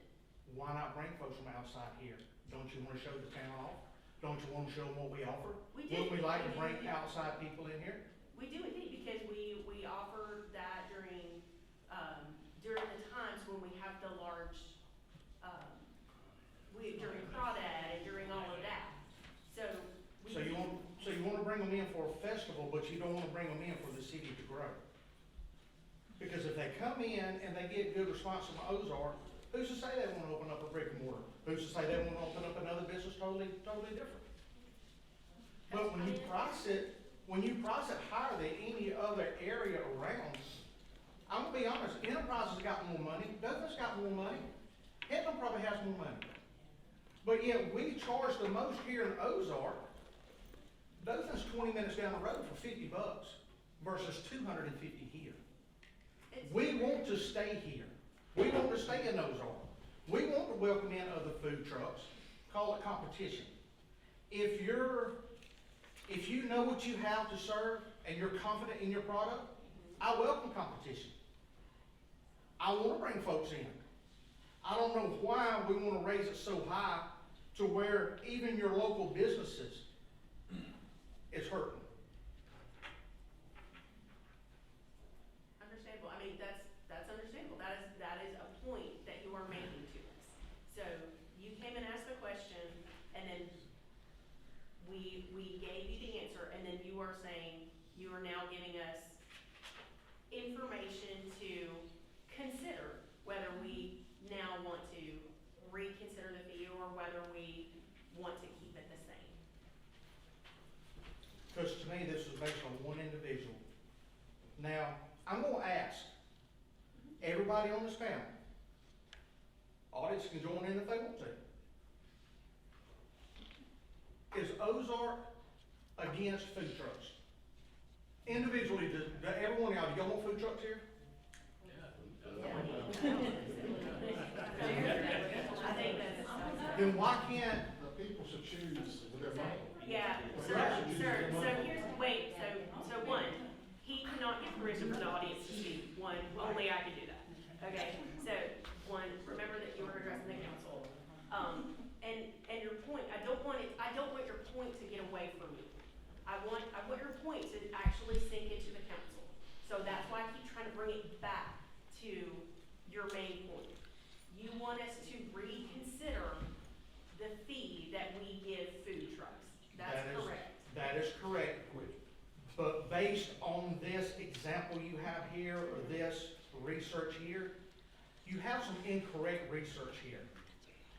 I'm here to correct that as best as possible, so we can get a better understanding why everybody is going out of town. Why not bring them here? Why not offer something that no other town does and bring them here? Now, Mark, when you run for mayor, you run on 3 words. No, it can't be, no, you got to. No, You actually have to address this, because this is the council meeting. So absolutely, if you want to address the mayor, that can be done on mayor's time. That's what, you're addressing the council about the fee. That's part of the order that I'm trying to keep. Does the council not stand behind the words, building Ozark together? That's what we're trying to do, build it together, bring in folks. Let's bring in out of town, let's bring in food trucks, let's let it grow, let's have, I'm overstepping, maybe at a festival or something, a food truck outing. Let's let it grow, and let's let Ozark decide on what they like here. If we can lower this fee, we can get more people in here. It creates more sales tax revenue. That's what the city runs on, sales tax revenue. But here we're talking about food trucks with the a mostly cash business. It's insinuating here that food trucks are crooked because they don't claim all their cash, which I take fairly offensive. I've been a business owner for over 22 years, and I have never cheated on taxes, I have never not paid what I'm supposed to. So I think that there needs to be stricken off of this reasoning for raising the price for a food truck. But this here is for reevaluation, that's why I wanted to go over this tonight and get some clarity on this. But undoubtedly, y'all know what's on here, and we don't need to discuss it any further than that. Thank you, sir. And before you go, I'd just like to make note that long before that, my campaign slogan was improving Ozark together. Yes, sir. If everybody works together, I believe we can accomplish things that no other community can. But as long as we do not, and everybody's already stressed for money the way the economy is. The city stressed for money, I understand it. The question about the $100 make or break someone, it may make or break a smaller entity, but we're talking about a city government that may bring in more business. Thank you, sir. I appreciate it. Is there anyone else in attendance that has any comments or questions? Yes, sir. How y'all doing today? Wildest famous wings and burgers. And, like I said, I don't really have no problem with the fee. You know, that's what the city wants. But when I first started my food truck, Mr. Chuck came to me. I was coming back, you know, from lunch. He came down, he asked me, he said, man, I don't maybe get any business, man. I said, you know, he told me a little bit of his situation.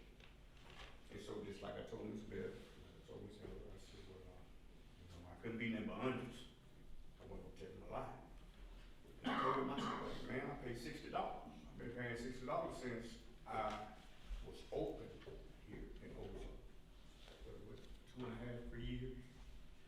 And I paid my taxes, and, you know, which I didn't know what was going on, be honest with you. But through my opening and my, operation, I had to be considered by the water board. He had to come out. They had to come out. I had to get the fire department out.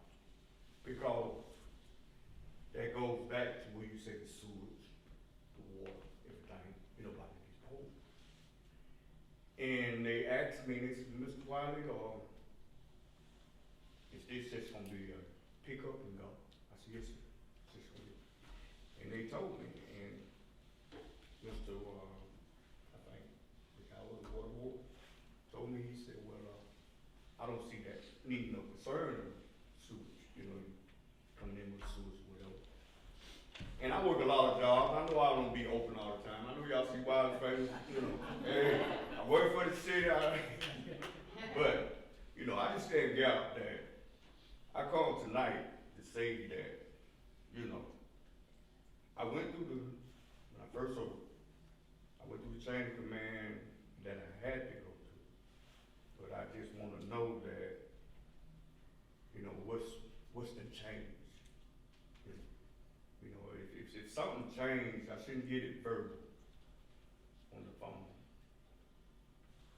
I want the same letter he got. Everybody I talked about this letter with, they don't know what. So that's the reason I'm here tonight. And I'm not trying to put nobody on board. I'm not trying to make the city, trying to go against the city of anything. Because like I say, I work a lot of jobs now, and I know I just can't be able to play. But my thing here is that I just wanna know what's changed. So nothing has actually changed. Yes, ma'am. And I think where the confusion is coming in is the gentleman came up and asked the council, why are the food trucks fees what they are? And so they replied back to him with a justification, which is what that letter is. Yes. So they were just answering him what the previous council's justification for the increase in the fee years ago was. Yes. So that's the reason that nothing else has changed for you or for your truck or anything like that. Well, So that's the reason why I'm here, because I wanna know is anything changed, you know. It's just like I told, you know, Ms. Bev, and you know, who called me, and, it's just like I told them, you know, I didn't get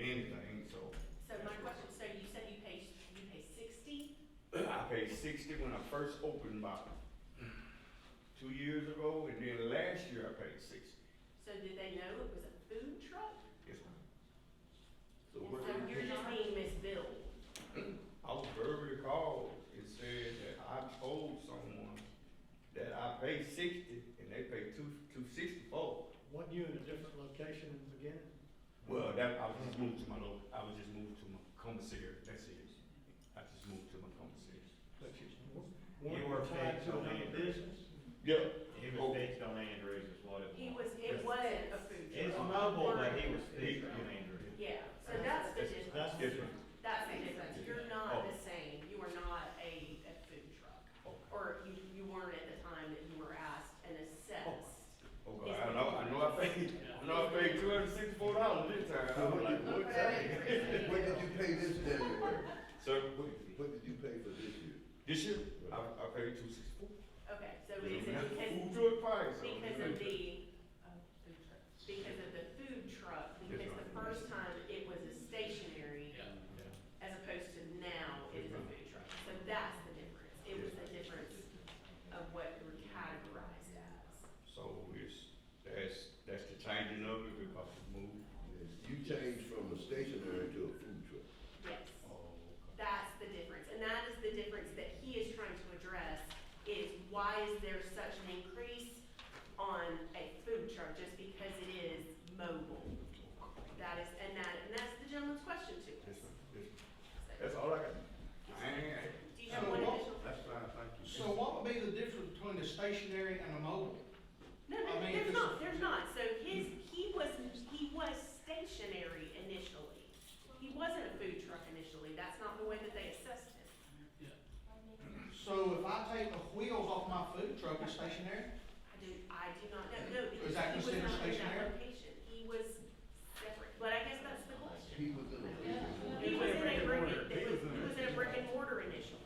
That's what they are saying. Where you had your food truck? It wasn't a truck, No, it was just like. the building.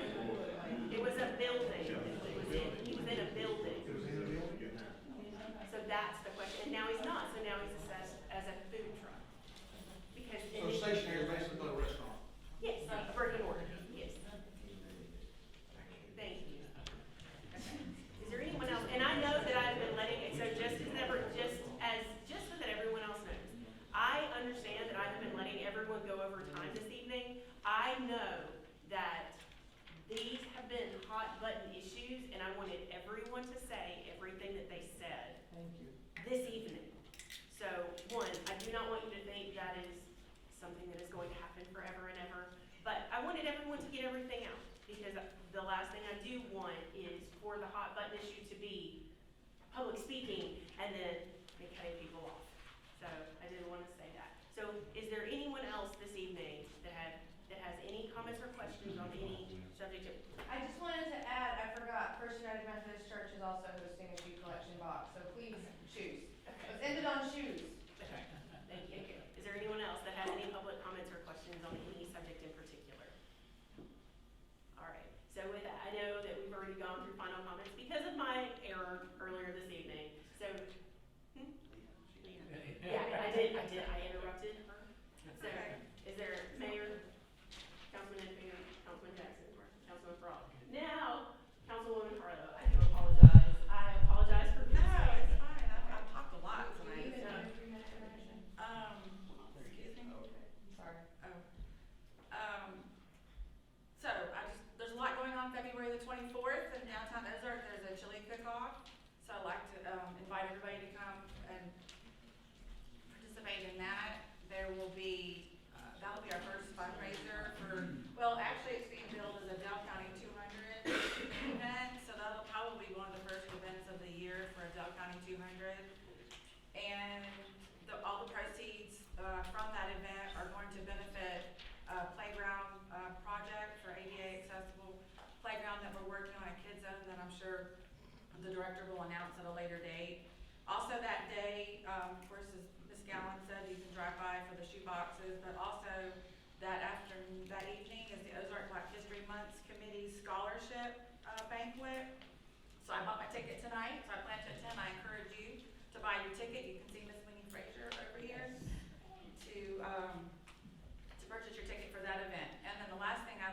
address is that when I did run for council and my phone number was on the website with my email address.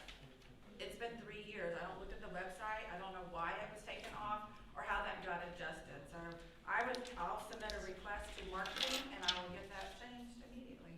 Thank you for bringing it to my attention, Ms. Cummings. Thank you. Okay, so with mine, Councilman Infinger did say tonight is the opening night of Singing in the Rain. They are also showing on Thursday, Friday, and Saturday at Flower Center.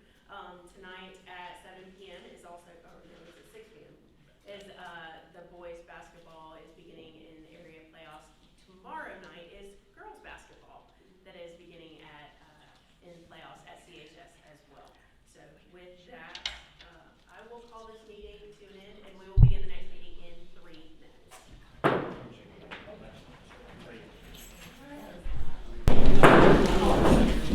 We'll begin with prayer led by Councilman Peralta and the Pledge of Allegiance led by Mayor Blankenship. Bow your heads. Lord, we just thank you for this day that you made for us, Lord. We just ask that you be with us as we make decisions for the city. Lord, I ask that you bless each and every person here and their families, as well as all of the citizens of Ozark.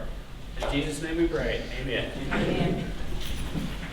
Allegiance to the flag of the United States of America, and to the republic for which it stands, one nation, under God, indivisible, with liberty and justice for all.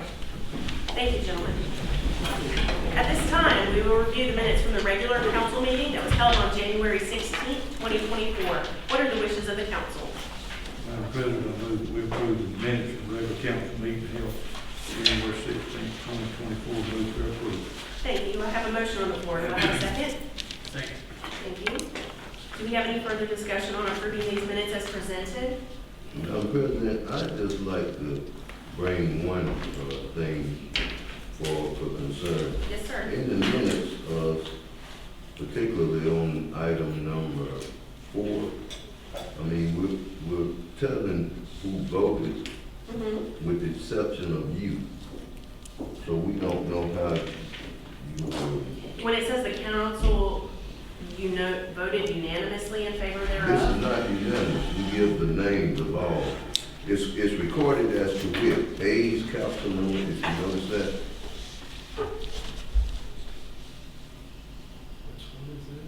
Oh, motion failed. Councilmember Jackson, but then it says nays, Councilmember Infinger, Councilmember Harlow, Councilmember Peralta, so the motion failed? But it's not telling how you voted. But the motion failed, so it Right. never actually got to. But that's not the only time. If you go on down further, there's another one, I think, toward the end. The second from the bottom, the vote was also recorded as to wit. And it's only, noting the 4 council members. I don't have a recorded, I don't have a recorded vote Right. unless I'm breaking. We wanna know how you vote. She don't vote unless it's tied. Yeah, Mine is assumed as Never assume. majority. Never assume. Oh, sorry, mine is majority. So if Okay. it failed, then it Outside of failed. that. Okay. Just to break a tie, right? Just to break it down. Just to break it down. Otherwise, it's not recorded. I look back on some of the other council meetings, and when we recorded the wit, we did. Robert's Rules of Order does not dictate that. May have been under the previous It may city have clerk. just but, had- yeah, that was why I realized that. Thank you. Okay. Okay. So, with that, all in favor of, accepting the motion, or increase, what are the wishes of the council? Madam President, I move that we discuss employee step increase, the cost of living increase, and move for approval. We're not acting on anything right now. It's just going into the budget, so we don't need a motion. So we just discussed. Any further discussion? We don't need a motion. Okay. Why did we carry on and set the agenda? I didn't know we didn't have to vote on it. Okay. The, I don't know, I addressed it then. Well, I mean, you can have a motion for, I mean, I guess ultimately, this is the discussion. It's in the agenda. Ultimately, we're discussing it. Okay, so we're of the understanding that the CFO has recommended an additional 2.5% pay increase for full-time employees for the fiscal year 2025, which would result in one increase effective in the payroll of October 24, and then a second increase with the first payroll in April of 2025. So that would give all qualified employees a 7.5% pay increase within a 12-month period. When we include the 2.5% pay increase that is already going to happen in April of 2020. Thank you. Do we have any further discussion? I guess it should have been listed as approving this as opposed to discussing it. And then we would have been fine. That's why I mentioned the budget meeting, because we were gonna approve it. I know we're not approving this, but we seriously need to look at part-time being included as well. We have a pile of part-time EMS folks. And I agree with the mayor, also looking at some benefits for the part-timers that, you know. But the fact of the matter is still, if, when we set the agenda, should we have deleted this or? Well, usually if we have a discussion, then usually a motion will come out of the discussion. So. So we would have to add that item to become a motion as opposed to discussion, because it's listed as discussion. So that goes back to the agenda. You already approved the first 2.5. Yes. For the budget. Yeah, that's ours. The others are gonna be approved at the start of the next budget. So there's not, so that's, It'll happen when we It will happen. put the budget together and stuff. okay. Item number 6 are a first and second reading application 050 retail beer and 070 retail wine. They are table wine off premises only. What are the wishes of the council? Madam President, I move to approve the first and second reading application 050 retail beer off premise only and 070 retail table wine and off premises only. For applicant for Rock Park, the 2024 Trade Name Marathon Food Mart. Thank you. I do have a motion on the floor. Do I have a second? Second. Thank you. Do we have any further discussion on accepting the first and second reading of these applications? All in favor of passing the motion, say aye. Aye. Any opposed? Motion passes unanimously. Item number 7 is consideration of revocation or suspension of a business license and setting a hearing for 4:30 p.m. on 2/20, or on February 20th. What are the wishes of the council? Madam President, making a motion that we set a public hearing on February 20th at 4:30 p.m.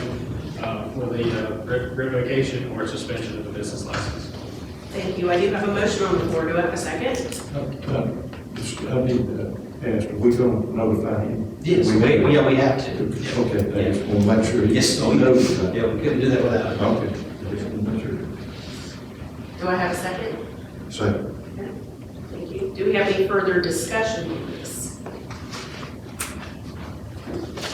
All in favor of passing the motion, say aye. Aye. Excuse me. Any opposed? Motion passes unanimously. Item number 8 is to rescind resolution 2021D and establish that names establishing a downtown entertainment district. What are the wishes of the council? Madam President, I introduce a resolution 2021D establishing a downtown entertainment district rescission. Thank you. I do have a motion on the floor to rescind resolution 2021D. What are the, do I have a second? Second. Do we have any further discussion on the rescission of this resolution? All in favor of rescinding the resolution, say aye. Aye. Any opposed? Motion passes unanimously. Item number 9 is a resolution establishing a revised downtown entertainment district. What are the wishes of the council? Madam President, I introduce a resolution establishing a revised downtown entertainment district as outlined And move for its adoption. Thank you. I do have a motion on the floor. Do I have a second? Second. Thank you. Do we have any further discussion on establishing this revised downtown entertainment district? I apologize. All in favor of passing the motion, say aye. Aye. Any opposed? Motion passes unanimously. Item number 10 is to authorize the mayor to execute a memorandum of agreement with the U.S. Army Warrant Officer College, Career College at the Holden House. What are the wishes of the council? Madam President, I move to authorize the mayor to execute a memorandum of agreement with the U.S. Army Warrant Officer Career College and the Holden House. Thank you. I do have a motion on the floor. Do I have a second? Second. Thank you. Do we have any further discussion on this authorization? All in favor of passing the motion, say aye. Aye. Any opposed? Motion passes unanimously. Item number 11 is to authorize the mayor to execute a new lease with Sanitech USA, Inc. What are the wishes of the council? Madam President, I move to authorize the mayor to execute a new lease with Sanitech USA, Inc. Move its approval. Thank you. I have a motion on the floor. Do I have a second? Second. Thank you. Do we have any further discussion on this authorization? All in favor of passing the motion, say aye. Aye. Any opposed? Motion passes unanimously. Item number 12 is an authorization for the mayor to execute a new lease with Oz Therapy. What are the wishes of the council? Madam President, I move to authorize the mayor to execute a new lease with Oz Therapy. Thank you. I have a motion on the floor. Do I have a second? Second. Thank you. Do we have any further discussion on this authorization? All in favor of passing the motion, say aye. Aye. Any opposed? Motion passes unanimously. I think I should abstain, because I'm on there checking it out.